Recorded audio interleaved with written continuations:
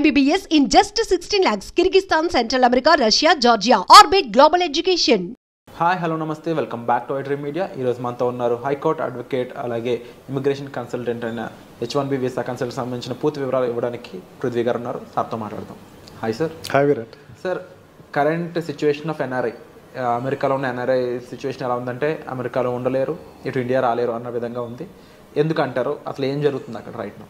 ఇప్పుడు అమెరికాలో ఉండేవాళ్ళు పర్మనెంట్ రెసిడెన్సీ కానీ, అక్కడ ఉండేటువంటి రెసిడెన్సీస్, అక్కడ ఉండేటువంటి గ్రీన్ కార్డ్ హోల్డర్స్ కానీ, అక్కడ సిటిజన్షిప్ గురించి కానీ మనం పెద్ద వరి అవ్వాల్సిన అవసరం లేదు. వాళ్ళకి ఆల్రెడీ సెటిల్డ్ దేర్. అక్కడ వాళ్ళని ఏమీ టచ్ చేసేటువంటి ఆస్కారం ఉండదు. మనకి ప్రాబ్లం వల్ల ఎవరికి వస్తుందంటే H1B వీసా మీద వెళ్ళిన వాళ్ళ దగ్గర వస్తే ప్రాబ్లం. H1B వీసా వాళ్ళు వెళ్ళే వాళ్ళకి, అక్కడ ఆల్రెడీ ఉన్న వాళ్ళకి ప్రాబ్లం వస్తుంది. ట్రంప్ ఉద్దేశం ఏంటంటే ముందు అక్కడ ఉండేటువంటి ఎంప్లాయీస్కి, H1B వీసా ఎంప్లాయీస్కి శాలరీలు పెంచేస్తాడు ఫస్ట్. అంటే ఉన్నటువంటి $1,20,000 పర్ యానం US డాలర్స్లో వచ్చేటువంటి ఎంప్లాయీస్ ఎవరైతే ఉన్నారో వాళ్ళకి ఒక్కసారి శాలరీ పెంచేస్తాడు. అంటే $1,20,000 నుంచి $1,40,000, $1,50,000 చేస్తాడు. తన ఉద్దేశం ఏంటంటే ఈ $150,000 జీతం శాలరీ తీసుకోగలిగినటువంటి వాళ్ళు మాత్రమే అక్కడ ఉండాలి. ఓకే. మిగతా వాళ్ళు with in short term they have to వాళ్ళు పెట్టి బేడా సర్దుకుని ఇండియాకి వెళ్ళిపోవటం. ఇక్కడి నుంచి వెళ్ళేవాళ్ళు కూడా ఆ $150,000 రిక్వైర్మెంట్ ఉన్న వాళ్ళు మాత్రమే అక్కడికి వెళ్ళాలి. అంటే మనకి వీసాస్లో H1B వీసాస్లో వెళ్ళేవాళ్ళు రెండు రకాలు ఉంటారు విరాట్. ఒకళ్ళు ఏంటంటే కంపెనీ స్పాన్సర్ ఉంటాడు. అంటే ఏదో కంపెనీ, అతను ఎక్కడో పనిచేస్తున్నాడు, ఆల్రెడీ తన ఒక కంపెనీలో పనిచేస్తున్నాడు అనుకుందాం, వాడిని అక్కడికి పిలుచుకెళ్ళేటువంటి ప్రాసెస్. అంటే కంపెనీ టు కంపెనీ తీసుకెళ్ళేటప్పుడు వాడి యొక్క రిక్వైర్మెంట్ ఉండేటప్పుడు తీసుకెళ్లే వాళ్ళకి పెద్ద ఇబ్బంది ఉండదు. కన్సల్టెంట్స్ ద్వారా వెళ్ళేటువంటి వాళ్ళు ఉంటారు. కన్సల్టెంట్ ద్వారా ఏంటంటే ఆల్రెడీ అక్కడ ఎవడో ఎంప్లాయ్మెంట్ నిన్ను పిలుస్తారు, నువ్వు ఫేక్ ఎక్స్పీరియన్స్లు పెట్టుకో, లేకపోతే ఏదో పెట్టుకో, ఏదో రకంగా అక్కడికి వెళ్ళిపో అనే వాళ్ళకి మాత్రం ఇది గడ్డుకాలం. ఆల్రెడీ అక్కడ ఈ రెండు రకాలుగా వెళ్ళే వాళ్ళు, వెళ్ళిపోయిన వాళ్ళు ఉంటారు కదా అక్కడ, వాళ్ళకి నీ ఇందాక చెప్పాను చూసారా, మీకు ఈ పారామీటర్స్లో $1,20,000 శాలరీ ఏదైతే ఉందో, US డాలర్స్ శాలరీ ఏదైతే ఉందో, ఆ శాలరీ కన్నా తక్కువ ఉన్న వాళ్ళు you better drop from the country అని చెప్పేసి ఒక 2 months టైం ఇస్తాడు. అండ్ 2 months టైం దేనికి ఇస్తాడు? Search for a new job. వాడికి సర్చ్ చేసినా సరే వాడికి అక్కడ రావాల్సిన $1,20,000 శాలరీ తోటి ఉండేటువంటి ప్రమాణాలతో ఉండేటువంటి కంపెనీలో జాయిన్ అవ్వాలి. Otherwise you have to come back to India. Nothing. అక్కడ ఎంప్లాయీ ఎవరంటే it's nothing A contract labour. ఇక్కడ నుంచి కాంట్రాక్ట్లో అక్కడికి వెళ్తాడు. 6 months to 2 yearsలో కాంట్రాక్ట్లో వెళ్తాడు. వెళ్ళిన తర్వాత రెగ్యులరైజ్ అవ్వడు. అంటే వాడు అక్కడ ఉండేటువంటి what we call green card కానీ, అక్కడ రెసిడెన్సీ పర్మిషన్ కానీ రాదు వాళ్ళకి. వాళ్ళు ఇంకా గాల్లోనే ఉంటారు. అసలు రెసిడెన్సీ పర్మిషన్ రావాల్సిన వాళ్ళు ఇంకా 60 లక్షల మంది ఉన్నారట అక్కడ. ఇంకా 60 లక్షల మంది ఉన్నారు. ఓకే. వీళ్ళందరికీ ఎప్పుడు రాను, వాళ్ళు 3 phases వైజ్గా వస్తుంది. వాళ్ళకి ఫేస్ వైజ్గా రావాల్సి ఎప్పుడు వచ్చిన వీళ్ళకి, I'm not talking about Indians, world వైజ్గా ఉండేటువంటి అక్కడ యూఎస్లో ఉన్న వాళ్ళు 60 లక్షల మంది. వీళ్ళందరికీ రావాలి. అక్కడ ఉండే గ్రీన్ కార్డ్ రావాలి. గ్రీన్ కార్డ్ తర్వాత సిటిజన్షిప్ అప్లై చేసుకుంటారు. గ్రీన్ కార్డ్ రాకుండా ఉండి H1B వీసా మీద ఉన్నవాళ్ళు అక్కడ ఉన్నవాళ్ళు, వాళ్ళల్లో చాలామంది లెస్ దాన్ $1,20,000 మాత్రమే ఉన్నవాళ్ళు ఉన్నారు.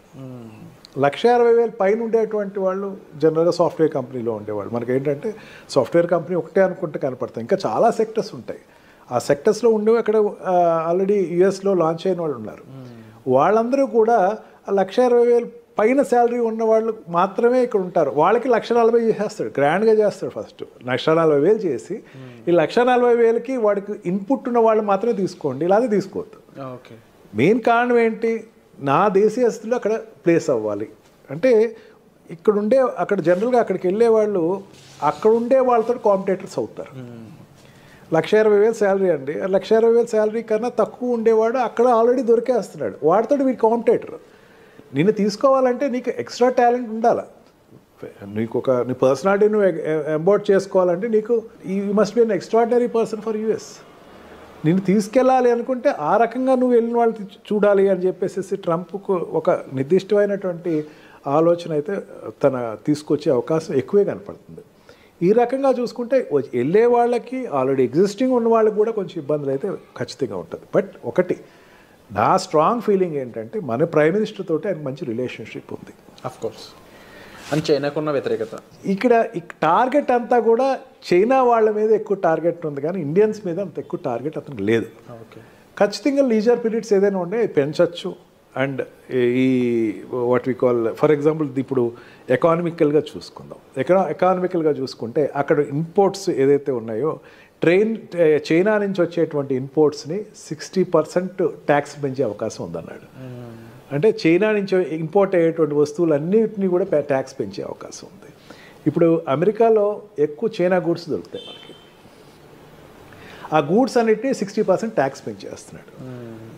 ఎందుకంటే డిస్కరేజ్ చేయటం కోసం అని చెప్పేసి తనకి మెయిన్ ఉద్దేశం అది. ఈ రకంగా ప్రతి సెక్టర్స్లోనూ అతనికి ఈ చైనాని ఎంత డిస్కరేజ్ చేయాలి అని ఉంది. He got good friendship with Indian prime minister.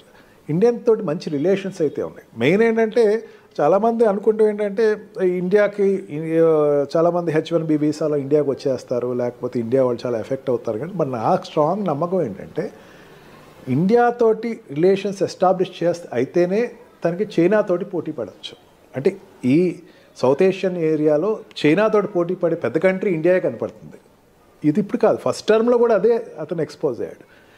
ఈ రకంగా చూసుకున్నా సరే ట్రంప్ ఉండేటువంటి తన పాలసీస్ అన్నిటినీ కూడా ఇండియా వైజ్కి వచ్చేసరికి కొంచెం లీజర్గా కొంచెం లీనియంట్గానే చూడొచ్చు. అందుకని అంత డ్రాస్టిక్గా మనకేం నష్టం రాకపోవచ్చు. బట్ వన్ థింగ్, కన్సల్టెంట్స్ నుంచి వెళ్ళేవాళ్ళు కాస్త జాగ్రత్తగా ఎక్కువ చూసుకుని ఫేక్లు తక్కువ పెట్టుకుని, ఫేక్లు కాకుండా ఒరిజినల్గా మీరు ఉండేటువంటి మీ ప్రజెంటేషన్ ఉంటే కనుక they will get benefited of it. Already అక్కడ ఎగ్జిస్టింగ్ ఉన్నవాళ్ళు కూడా ఇమీడియట్గా మళ్ళీ ఇంకో కంపెనీలో జాయిన్ అయ్యి ఇమీడియట్గా దాన్ని అతను what we call lean period ఏదైతే ఉందో ఆ పీరియడ్ నుంచి బయటకు వచ్చేసి వెంటనే ఇంకో దానికి ఎంప్లాయ్మెంట్ అప్లై చేసుకుని షిఫ్ట్ అయితే బెటర్.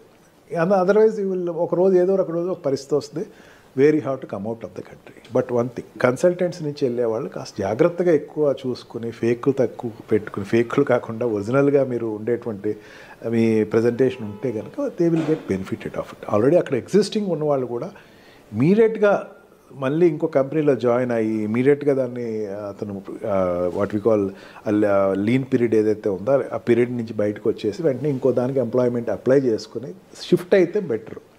అదర్వైజ్ ఒక రోజు ఏదో ఒక రోజు ఒక పరిస్థితి వస్తుంది, where you have to come out of the country.